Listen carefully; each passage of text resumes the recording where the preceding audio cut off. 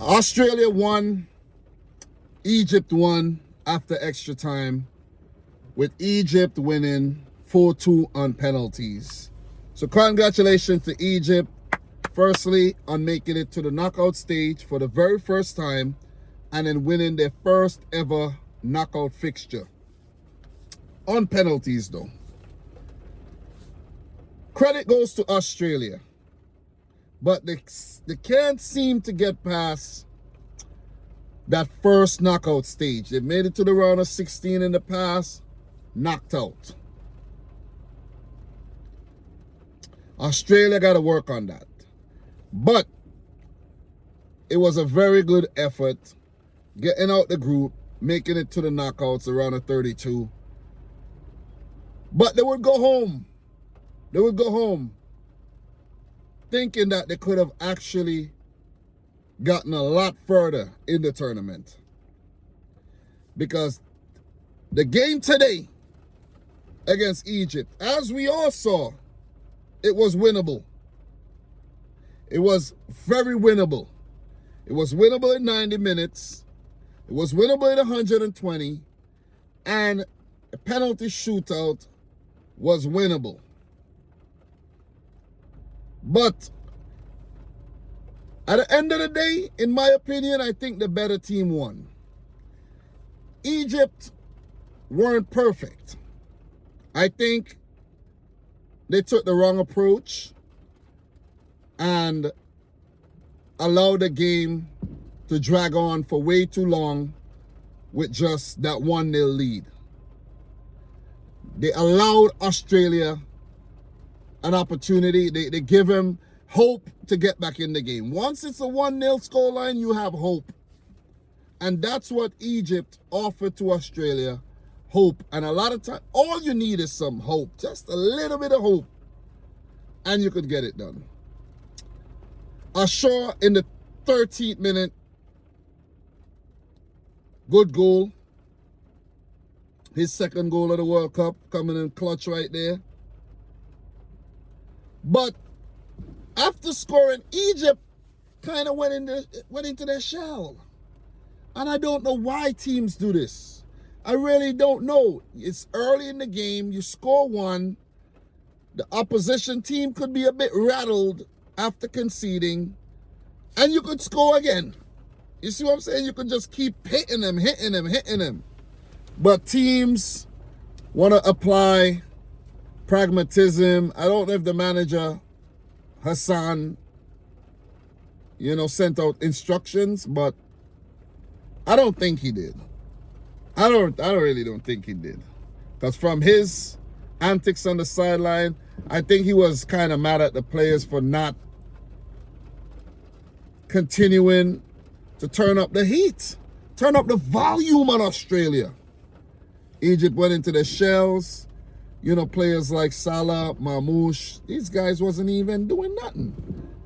I think when they came back in the second half and Mamouche almost scored, I think that was like their first shot after like the 16th minute, something like that. Some crazy stat like that. I don't know why teams do this. And when you play like that, you give the opposition team a chance to get back in the game, and that's exactly what Australia did. So, another own goal by Hani, the defender. Australia pouncing on an opportunity. And the thing is, Egypt know that Australia are not very strong in terms of using the front man. They don't have an out-and-out talismanic forward that they could depend on, and that probably was Australia's Achilles heel at this World Cup, because Australia hadn't scored a goal since the game against Turkey. So, they just did not have that confidence in the final third. But Egypt just kept giving them opportunities to set piece situations, and you can't do that. Free kicks and corners and throw-ins with guys that could do the long throw. You can't do that, and that's what where Australia got back into the match. So 1-1, team scrapped it out. I can't remember all the instances where there was close calls of scoring, but I could remember the goalkeeper, Beach. The goalkeeper, get his real name, Patrick Beach, pulled off a massive save from the defender. Massive save to keep Australia in the game. I think that was Rabia, if I'm not mistaken, with the header. I might be wrong. But Patrick Beach kept Australia in the match.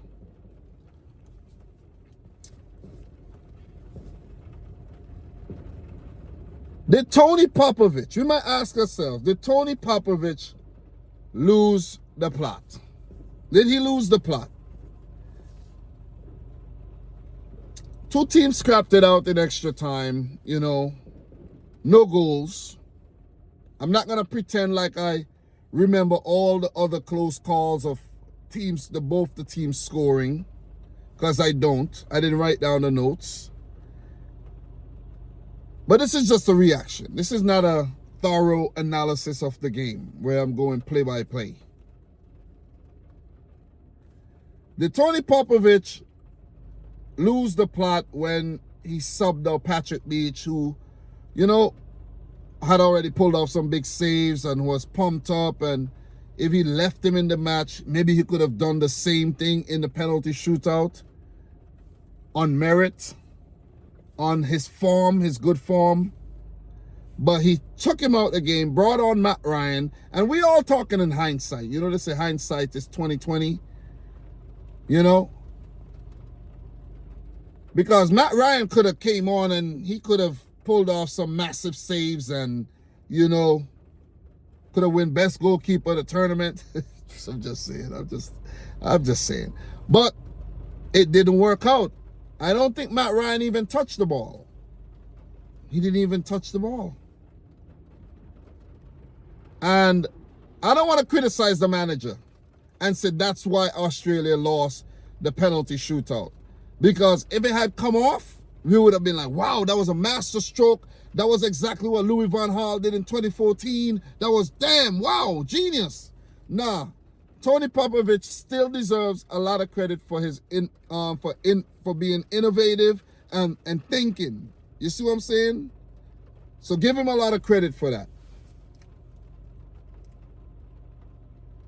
The penalty shootout. All right, the game went to 20 minutes, penalty shootout. Everything before that doesn't matter. The penalty shootout. Egypt with 4 perfect penalties. Even Salah taking her Salah doing what you call that again? Damn, why am I spacing out? Why am I spacing out on the type of damn. But anyway, Salah taking a very cheeky penalty. Why am I spacing out, man? What is that type of penalty call again? But Salah took a really good penalty. It'll come to me. The Panenka. Damn, son. Really good Panenka by Salah to beat the goalkeeper. But from the first penalty, Harry Souttar stepped up and blasted it into the stands. Can't really blame him. You know, he tried, he stepped up. And then the youngster, Lucas Harrington, that's what his name is. Let me make sure I get his name. Yeah, Lucas Harrington. He's only 18 years old, man. And he was brave enough to step up and take a penalty. And I'm gonna share something with you guys, right? Jackson Irvine and Awe Mabil did take penalties. I don't know who was gonna come after that, but Aziz Behich, you're on the field, right? They didn't really have a lot of options, but Aziz Behich is on the field. Torres on the field. He's a forward. Hrustic, who's an experienced player, he's on the field. One of these guys should have stepped up, man.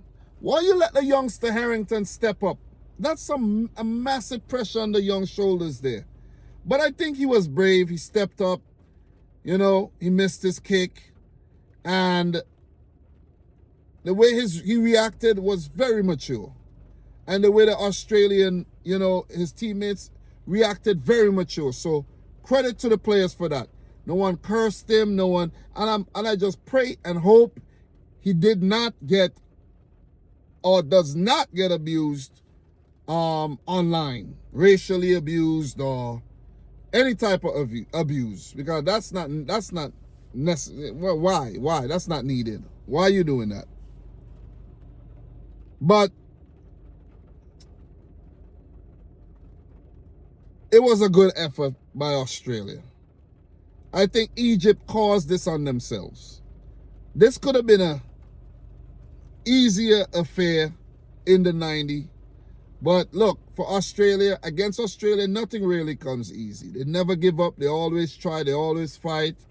And I know this would have been a heartbreaking loss for many Australian fans, because if Australia had won this tie, oh man, the fans would have come out in their numbers, and, you know, they would have been really, really thrilled about it. But it's the Egyptians that are thrilled. They move on to the next round, and they will face the winner of the Argentina-Cabo Verde game. And guys, I'm making the video late. Argentina barely won that game. Barely. But ideally, it would have been nice if I made the video before the Cabo Verde Argentina game. But this is all done after, because of, you know, time constraints on my behalf. But it was still a good game of football. Still a good game. But it would definitely be overshadowed by the Argentina-Cabo Verde match. For sure. You know? So, that's my thoughts. Let me know yours down below. Before I go, Omar Mamouche, you've been trash at the World Cup, bro. You've been trash, bro. I gotta call you out, bro. Gotta call you out. You've been trash. You gotta step it up, man. I expect better from Mamouche. A lot better. Lot better. Maybe you could say he's not getting the service. Nah, he getting service. Mamouche has just been garbage at the World Cup. Listen, I'm keeping it real, man. I'm just keeping it real. Mo Salah played with a niggle, so he was not at his best, to be honest. But he still influenced the game big time. Guys, thanks a lot for watching. Hard luck to Australia. You know, gotta come again next time. Australia will definitely be at the next World Cup. With Asia getting more places, Australia being one of the better teams in the AFC Confederation. And they are the last Asian or AFC team to be eliminated from the World Cup. So no more representatives from Asia at the World Cup, and it's very, very sad. Very sad. Once again, Asia, disappointing. But guys, thanks a lot for watching. Subscribe if you're new, like the video if you haven't yet done so, and until my next one, peace out. Rich Squad. Peace, guys. We talk.